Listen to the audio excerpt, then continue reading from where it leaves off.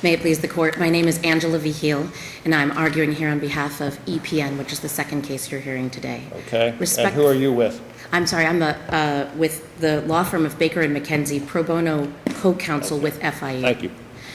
The EPN is a teenager who came to the trial court to ask it to fulfill its purpose, Your Honors, to do exactly what the Child Welfare Court is designed to do, to protect her.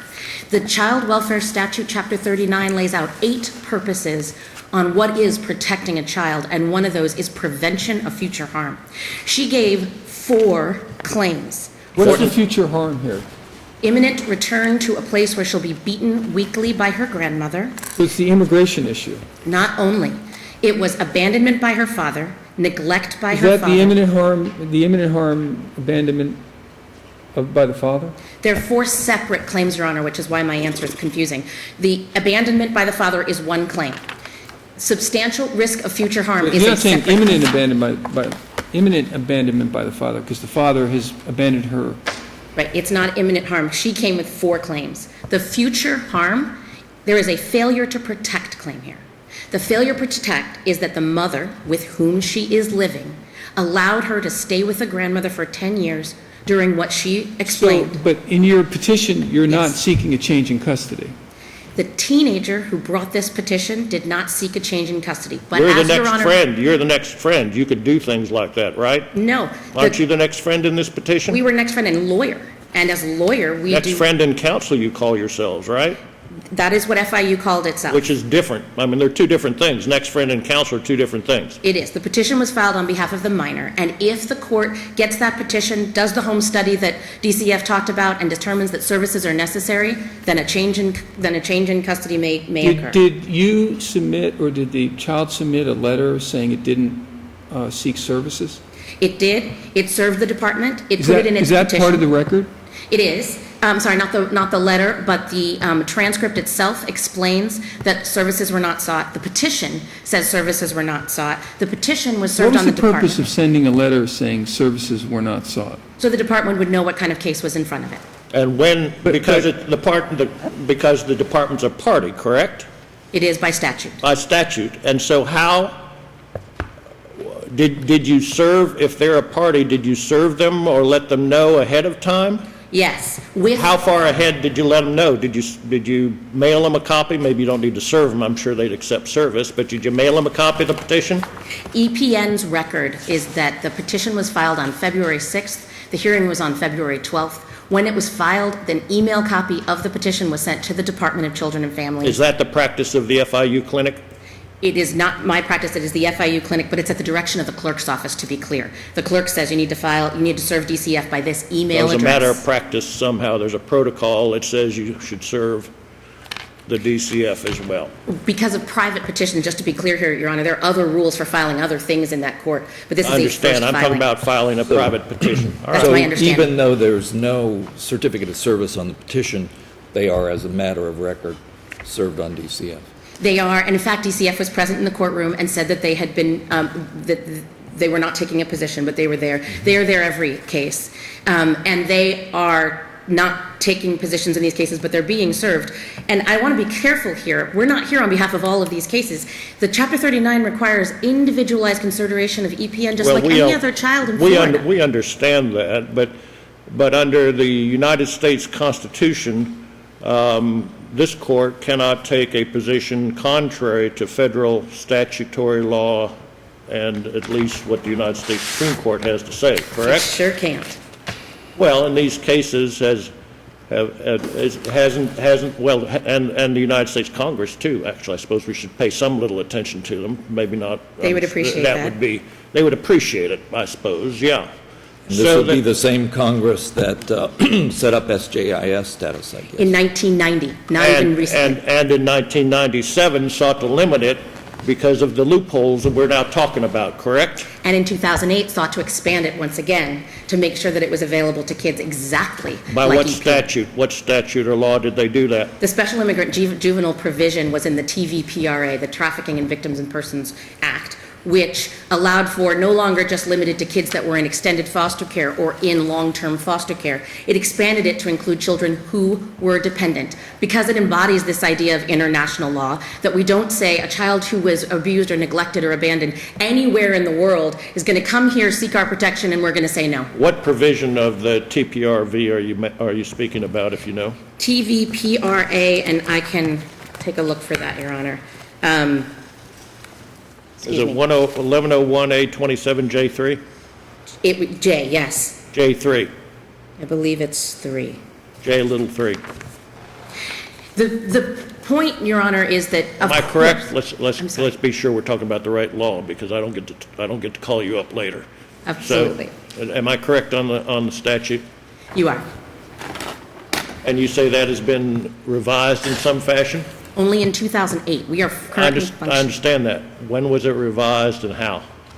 It used to say youth who are in long-term foster care. It now says children who've been declared dependent. Because what it really does is it's the federal government saying we're not experts in finding kids abused, neglected, or abandoned. State courts are. But that did not supersede the House, what the House did back in 1997, did it? I'm not sure what you're referring to about what the House did. I'm talking about the House report of 1997, cited in Yaboa versus the United States Department of Justice. Are you familiar with it by chance? Generally, yes. Okay, and in the conference committee, it was conference committee, so it was presumably whatever we can do for the whole House. Right. Or Congress was saying that the purpose was to limit the beneficiaries of SJIS to those individuals for whom it was created, namely abandoned, abused, and neglected children. That didn't change, did it? No, in fact, I think we're saying the same thing different ways. Our shores, the Congress has decided our shores won't return somebody just because they weren't born here if they have a valid claim of abuse, neglect, and abandonment if they are a child. Right. And then And Florida has backed that up by creating its own statute. Which includes foster care, still includes foster care in the statute, right? They haven't changed, Florida hadn't changed. No, it hasn't, but it has said abuse, neglect, or abandonment are grounds for dependency. But I guess my problem is, counsel, Yeah. if I can ask you to address my concerns. I mean, the core thing here that I kind of wrestle with is, normally when you're declaring a child dependent, it's because you want to change the situation that they're in, right? They're in some situation that's bad, and now we're going to use all the power of the state of Florida to intervene in government, to intervene in that situation and try to make it, to try to ameliorate that. And because, all the cases I'd seen dealing with this statute, going back 30 years, seemed to deal with that issue. And what throws me off is that these petitions are saying we don't want services and we don't want a change in custody. So it's like, well, what do you really want under the statute? Your Honor, I appreciate And it sounds like that. you want a change in the immigration status, which is permanency. In this case, it's permanency. For this child, and for many children who are similarly situated to her, what is safety, what is stability, what is protection, is permanency. And without... But by the way, if we declare this child dependent, they don't have permanency, because if what you're seeking in the state of Florida doesn't have the power to say this child can stay in the United States. No, it doesn't, but it has all but that final check by USCIS that with that order can give this child a visa to make sure that she doesn't go back to the danger of her grandmother. This Depending is a very... on what the United States does. Yes, But the except United for States could do that with or without our action. They can't. Not with a special immigrant juvenile visa, respectfully. But there are other provisions under which it could. If this child, if BR, well, the other, I know, but in the case of a child that if there's a couldn't, well, let me put it this way. Are there not other provisions of the federal immigration laws under which EPN could proceed, perhaps for the mother or some other provision? None that I know of, Your Honor. None that you know The of. immigration laws are 4 inches thick, but there are few remedies for these children. Well, One of them would be asylum. What about T visas and some of these other That would require You know her to what be a it- victim of human trafficking. She is not. A U visa would be requiring her to be a victim of another crime. She is not. There are provisions. I'm not saying that the immigration law, or that I'm an expert. You're not saying, yeah, in you're immigration. not saying there are, just you don't. I you only don't- know of you this don't- one for her. You don't know. You're familiar with the whole, what's it called, the whole text canon? I certainly am. You know Professor Sutherland, right? I do. We don't know him personally because he died back in the 1920s, but you know who I'm talking about. Of his reputation, of course. Of course. And the whole text canons roughly stated says that when a statute is passed, you look at the statute as a whole, not just little pieces like E and things like that to determine what the purpose of the statute was. That's what we're asking for. I believe that addresses Judge Logue's question. Well, the We're purpose of asking this for- statute, you wrote, I would like you to address my question when you get a chance, I'll give her a chance. if the chief has a moment to do I'll it. give her a chance. Go ahead. Now, Right the purpose, My concern is, This you're wasn't what the not court was asking for. for custody change, you're not asking for services, so it doesn't seem to, it seems to be a round peg that we're trying to fit into a square box. I understand, and Your Honor, I would not be honest to the court to say that this isn't an ongoing discussion around the country. I think the way the federal government tried to make this work was to say state courts should figure out what box this fits into. And they should look at their whole statute, not just one piece, and they should say what makes a child dependent in Florida. If this See, child I came would be from more comfortable Tennessee, with that if our statute said, because I'm focusing on the state statute. Sure. You know, if our state statute said abuse, abandonment, neglect, or the fact that the child's going to be sent back to a country where they're going to be at risk. See, if that was a statutory section, that would seem to me to say, okay, the state legislature has made a policy determination that they want this legal mechanism to consider that fact. But that's not in there. No, but respectfully, Your Honor, a lot of circumstances aren't in there. That's why there's general provisions of abuse, neglect, and abandonment, and then definitions of them. And this meets that definition. There is no question that if I, as a mother, walked into the state trial court and I had admitted that for 10 years I allowed my children to be cared for by someone who beat them weekly, and I knew it, Yes. that the trial court would say, we're going to find your children dependent and at least do To a do home what? study. No, wait, hold on. To This do is where what? I'm going. To At least take do a the home custody study. away. Yes. To take legal control of that child. Yes. Perhaps to take the custody away from you. And perhaps not. Provide services, but if not, if to leave the custody in the mother's hands, to heavily regulate that, to try to protect the child and provide services to the child. But here you're saying, we don't want any of those things. Could I make a friendly amendment? I don't think it's heavily regulate. I think it's teach me how to parent. And I think that's exactly what the court could have done. She can have That's the parent's job. parenting They have a questions. fundamental right to All right, well, parent. thank you for answering my question. I think the Chief Judge has some questions. Yes, and every time a parent comes in front of the court can either say, we want to give you services to make you a better parent, or we don't, or we think you're fine. But step one, as the department just told you, is a home study. And at least this child will be made dependent, they do a home study, and judge. Well, you first have to get over the threshold of abuse, abandonment, or neglect. You don't get your home study until then, right? Well, yes, but a prima facie case wasn't denied by the trial court here. The trial court didn't say, I'm looking at these facts and these don't look like abuse and neglect. Was This trial court said this an arraignment case? Was this an arraignment he hearing? was What type? actually seeking an arraignment and an adjudication at the same time. And if the parent admits, just as DCF told the court, there is no So adjudication that needs to take place. this was both. Were the consents filed?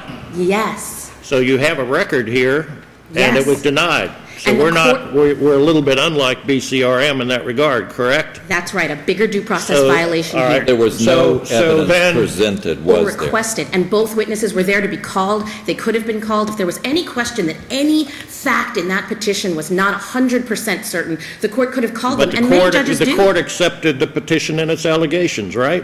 And said, I'm not allowed to do anything but say no because I'm not permitted if you And live that's with your parent. because, well, she didn't have it, but BYGM today would reach that same result, correct? Our position is no, it Why? would not. Why? How do you Because there was distinguish BYGM and KBLV? Because there is a failure to protect claim against this mother that less than 12 months earlier, she still allowed her child to be cared for by a person who is forcing her into a marriage, beating her with a belt, and beating her weekly. That's failure to protect. That's a separate claim that wasn't in BYGM or the other case this honorable court decided in July. It is very There's a different. failure to protect claim in the petition, you're It saying? absolutely was. It's a form of neglect. And you say that's grounds for reversal, but none of the others, all of the others would be covered by BYGM, correct? I believe BYGM was decided wrongly as to abandonment. Well, Just to clarify the answer to your question, but the other two would all right. not be Well, covered by BYGM. well, you can talk to the other two judges on I that understand point, that. okay? I understand that. But But respectfully, Your Honor, BY might have been wrongly decided, but you can talk to somebody upstairs about that if you like, right? it was not my case, but I understand. Maybe you will. If EPN had been given the opportunity to have a hearing, perhaps the court could have come forward with the concerns that Your Honors have been asking all day. What could you There wasn't. prove better than the allegations in your petition? We must take all the allegations in your petition as correct. Right. The evidentiary hearing is not going to make that better. It could only make it worse, right? You're only allowed to prove what's in the petition. Everything in the petition is accepted as true. We believe on the petition, it absolutely should have been granted. My only point was, if there is a question about the facts, then you get a hearing. But if there's no question about the facts, the court should not have said, I'm not permitted. The language, I'd really ask the court to take a look at her handwritten order. She actually refers to these as immigration children and says, I'm not permitted to do anything except for what's in this attached opinion. The attached opinion only addresses abandonment, which is only one of EPN's 4 claims. And it is distinguishable from the facts of EPN in front of her, but I think what the trial court was saying, she didn't have the guidance of BYGM or hopefully this court's different opinion, but she thought she had no opportunity to do anything but say no. And our Florida laws say she absolutely has the right to grant that dependent petition because the child has the right to be found dependent if she was abandoned, abused, neglected, or is being taken care of by somebody who has failed to protect her. But just to be But she's clear, not being taken care of by someone who's Her mother. failed to protect her because she doesn't want to change in custody and she doesn't want services. She's not the first teenager I've represented, Your Honor, who doesn't want to change in custody just because their parent wasn't a good parent.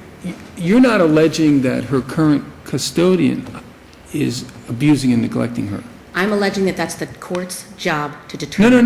No, but help me out here. It's the court's job to determine it if you raise the issue.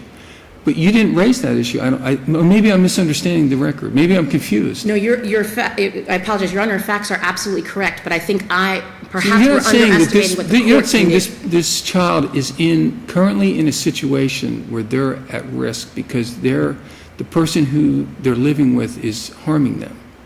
I'm saying the person that You're saying the person they lived with 10 years ago harmed them.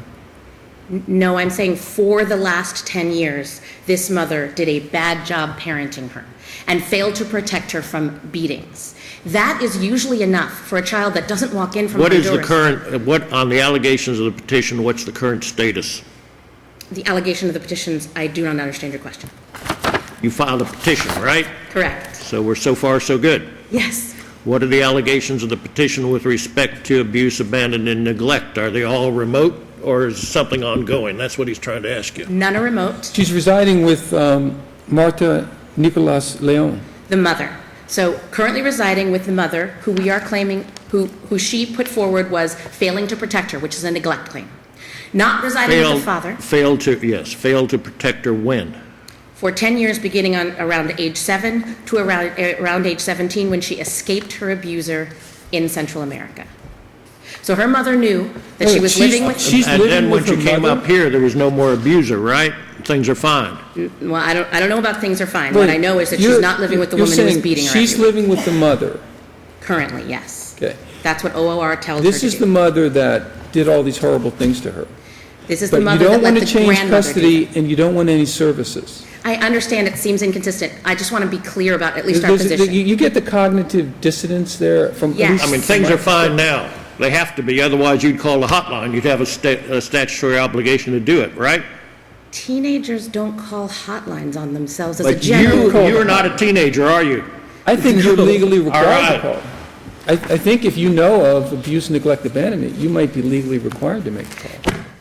in Florida, attorneys aren't mandatory reporters, but I'm not suggesting there's something secret going on. What I'm suggesting is that the children's court has other roles than just emergency situations. They take kids as dependents to help make parents better at parenting them all the time. Yeah, by providing services, but you don't want any services. That doesn't mean we won't have to take them if the court gives them. And the court just might. Well, In maybe fact, the the court has petition in other should, cases. yeah, maybe. So if let's say somebody down in Mexico who has the wherewithal to do it, puts somebody on his or her private plane, flies them up to Tampa, and the kid's doing just fine with mom out on whatever that island is that all those fancy folks go to, that kid is dependent under your view of the law, correct? No. Chapter Why? 39 requires individualized determination. Well, I understand that, but that's what we're talking about here. That child, under the scenario that I've given you, if the kid's doing fine with an uncle or a parent or something like that, that kid can make the same type allegations that you're making in this petition, right? Not if the parent had been a arguably bad parent for 10 years just prior. No, And I not- understand. I'm talking a little more generally. And I'm saying we can't. I'm saying that the individualized review of this case shows the facts make the difference. The reason But it's not the same. if the facts were otherwise, you would not argue. You would agree to an affirmance, correct? Because I'm not permitted to argue against the July decisions, I wouldn't, but I don't agree with those decisions. Thank you, counsel. Thank you, Your Honors. Thank you all, and thank you, Clinic, for your volunteer work.